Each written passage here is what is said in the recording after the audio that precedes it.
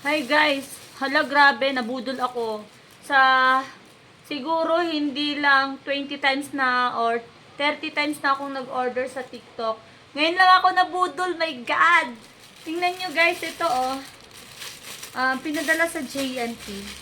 Kasi ang ganda-ganda ng in-order ko. Tapos, hala grabe, grabe. Yung sa TikTok, from sender, Cavite, Tansa sa Tansa. Sanha Mayor, Block 1, Lot 1, Tansa, Green High Subdivision.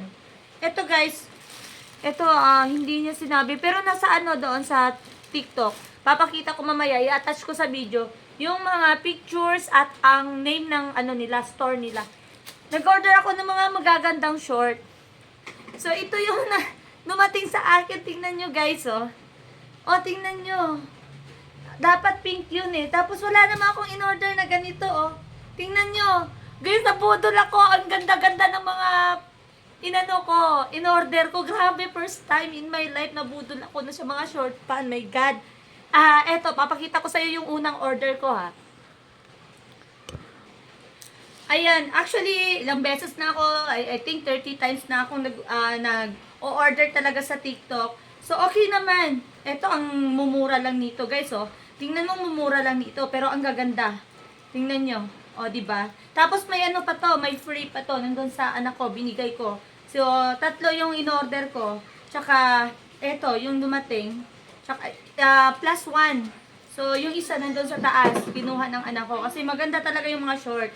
Nung binuksan ko yung pangatlong package, yung ano, ito in-order ko dito sa Tansa daw eh. Ang ganda! Ayan, makita nyo, ilalagay ko yung mga kulay ng mga in-order ko. Ito yung dumating, my God, oh! Aanin ko to. Short na mga sexy. Tingnan nyo ano nangyari. Guys, dahan-dahan na tayo mag-order sa... Ay, my God, sa TikTok po ito. Sa TikTok. Tingnan nyo, guys. Grabe, first time in my life. 30 times na ako nag-order sa TikTok. Pero ngayon lang ako nabudol. Tingnan nyo, guys, oh. Ayan. Ayan. Pipicturan ko to mamaya. Pipicturan ko to mamaya kung saan galing yung sender. Grabe! Tingnan nyo, lalaki nito. Anong gagawin ko nito? Sexy shirt yung in-order ko. Bakit ito yung dumating? Tsaka, eto, medyo okay pa to. Pero malaki pa rin. Ang laki. Ang size ng in-order ko is 25 yung waistline. Pero tingnan nyo ang dumating. Ang lalaki. Ayan, lalaki, oh. Pero okay pa to. Tingnan nyo, guys. Nabudol ako, kaloka. Yung mga pink, iba yung kulay yung mga order ko. Kaloka!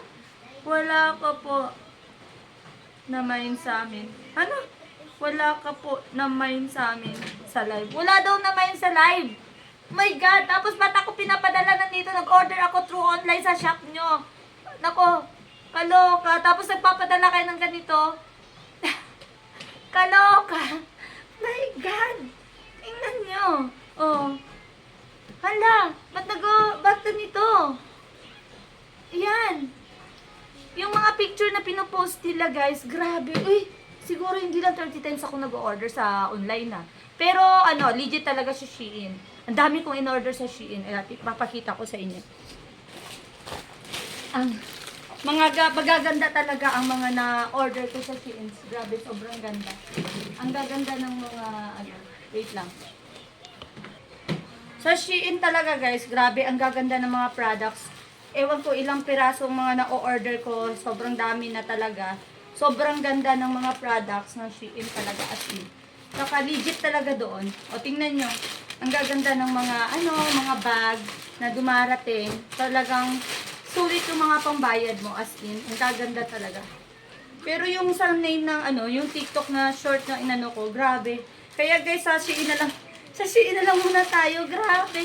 Hanap-hanapin nyo yung mga names sa babasahin nyo talaga kung sino yung ino-orderan nyo sa TikTok. Kasi, nako, madadali kayo first time. 30 times na ako siguro 30 times na talaga ako nag-order sa TikTok. Ngayon lang ako kaloka. Sexy short yung in-order ko. Bakit ito yung dumating? Ayan o. Kaloka. Oh my God. Bakit ganon? Hala. Ang ganda ng short na in-order ko. Ba't ito ang dumating? Pipicturean ko yung name kung saan yung sender mamaya. Kaloka! Hindi ako makamove on. Bakit ganito? Ang lalaki. Ayan, guys. Ayan. Okay na lang din. Okay na lang yung 500 pesos mo na ano. 500 plus plus shipping fee pa yun, ah. Yung pambayad mo. Kaloka. 500 plus ata yung nabayad ko. Tapos ganito ang nangyari. Hello? That's all. Attach ko na lang dyan, guys.